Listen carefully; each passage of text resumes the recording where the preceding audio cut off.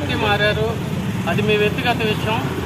మీరు మా జనసేన పార్టీ జోలికి కానీ, మా నాయకుడి జోలికి కానీ, మా నాయకుడు కుటుంబం జోలికి కానీ వస్తే తస్మా జాగ్రత్త. మీరు ఇప్పుడు వేసుకున్న కండువాకి 3 రంగులకే మీరు పరిమితమైన మీరు జనసేన కోవిడ్.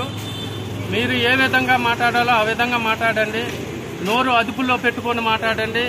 నోరు జారితే తాట తీస్తాం జన సైనికులు అని నిరూపిస్తాము. జై జనసేన. శ్రీ పవన్ కళ్యాణ్ గారి నాయకత్వం వర్ధిల్లాలి.